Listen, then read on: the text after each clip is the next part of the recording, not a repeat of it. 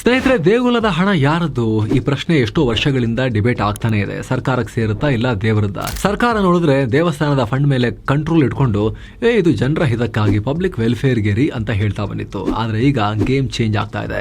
Madras high court ಮತ್ತು Himachal high court ಇಬ್ರು ಕೂಡ ಕ್ಲಿಯರ್ ಆಗಿ ಹೇಳಿದ್ದಾರೆ, temple fund is not government's money, it belongs only to the deity ಅಂತ. ಅಂದರೆ ₹1 ಸರ್ಕಾರಕ್ಕೆ ರೈಟ್ಸ್ ಇಲ್ಲ. ದೇವಾಲಯದ ದುಡ್ಡು ದೇಗುಲದ ಕೆಲಸಗಳಿಗೆ, ಧಾರ್ಮಿಕ ಪವಿತ್ರ ಉದ್ದೇಶಗಳಿಗೆ ಮಾತ್ರ. ದೇವರೇ ಆ ದುಡ್ಡಿನ ಓನರ್. ಜನ ಕೊಡೋದು ದೇವರಿಗೆ ಆ ದುಡ್ಡನ್ನು ಅಂತ. ತಮಿಳುನಾಡು ಸರ್ಕಾರ ಟೆಂಪಲ್ ಫಂಡ್ನಲ್ಲಿ ಕಲ್ಯಾಣ ಮಂಟಪ ಕಟ್ಟಿಸ್ತೀವಿ, ಬಾಡಿಗೆನೂ ಬರುತ್ತೆ, ದುಡ್ಡು ಮಾಡ್ಬೋದು ಅಂತ ಹೊರಟಿತ್ತು. ಅದನ್ನ ಮದ್ರಾಸ್ ಹೈಕೋರ್ಟ್ ಅನ್ಕಾನ್ಸ್ಟಿಟ್ಯೂಷನಲ್, ಸಂವಿಧಾನ ಬಾಹಿರ ಅಂತ ರಿಜೆಕ್ಟ್ ಮಾಡಿದ್ದಾರೆ. Temple money is not for business or profit purpose ಅಂತ ಹೇಳಿದ್ದಾರೆ. ಹಿಮಾಚಲದಲ್ಲೂ ಇದೇ ರೀತಿಯಾಗಿದೆ.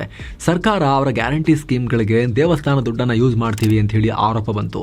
ಕೋರ್ಟ್ಸ್ ಹಿಡಿದು ಹೇಳ್ತು, ಟೆಂಪಲ್ ಮನೆಗೆ ನಿಮ್ಮ ಕೈ ಹಾಕಬೇಡಿ, ದೇವರೇ ಅದರ ಓನರ್ ಅಂತ ಆರ್ಡರ್ ಕೊಟ್ಟಿದ್ದಾರೆ. ಅಷ್ಟೇ ಅಲ್ಲ, ಪ್ರತಿ ದೇವಸ್ಥಾನ ಇಯರ್ಲಿ ಆಡಿಟ್ ಮಾಡಬೇಕು, ಅಕೌಂಟ್ ಪಬ್ಲಿಕ್ ಓಪನ್ ಆಗಿರಬೇಕು ಅಂತ ಕೂಡ ಹೇಳಿದ್ದಾರೆ. ಸೊ ಇಲ್ಲಿ ವಿಚಾರ ಕ್ಲಿಯರ್. ಭಕ್ತರು ಕೊಟ್ಟ ಹಣ ಭಕ್ತಿಗೆ ಮಾತ್ರ ಬಳಕೆ ಆಗಬೇಕು. ರಸ್ತೆ, ಶಾಲೆ, ಹಾಸ್ಪಿಟಲ್ ಅದಕ್ಕೆ ಸರ್ಕಾರ ತನ್ನ ಟ್ಯಾಕ್ಸ್ ಮನಿಯಲ್ಲಿ ಆ ಕೆಲಸವನ್ನ ಮಾಡಬೇಕು. ದೇವರ ಹಣ ದೇವರ ಕೆಲಸಕ್ಕಾಗಿ ಮಾತ್ರ.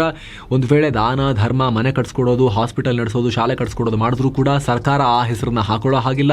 ದೇವಸ್ಥಾನದ ಕಡೆಯಿಂದ ಆ ಕೆಲಸ ಮಾಡಬೇಕು. ಅಂದ್ರೆ ದೇವ್ರ ದುಡ್ಡಲ್ಲಿ ದೇವಸ್ಥಾನದ ಕಡೆಯಿಂದ ಆ ಕೆಲಸಗಳಾದಂಗೆ ದೇವರಿಗೆ ಆ ಹೆಸರು ಬರಬೇಕು, ಸರ್ಕಾರಕ್ಕೆ ಅಲ್ಲ ಅನ್ನೋ ತೀರ್ಪನ್ನ ಈಗ ಹೈಕೋರ್ಟ್ ಕೊಟ್ಟಿದೆ. ನೆಕ್ಸ್ಟ್ ಇದು ಸುಪ್ರೀಂ ಕೋರ್ಟ್ಗೂ ಕೂಡ ಹೋಗೋ ಎಲ್ಲ ಲಕ್ಷಣ ಇದೆ. ಫುಲ್ ವಿಡಿಯೋಗಾಗಿ ರಿಲೇಟೆಡ್ ಲಿಂಕ್ ಕ್ಲಿಕ್ ಮಾಡಿ.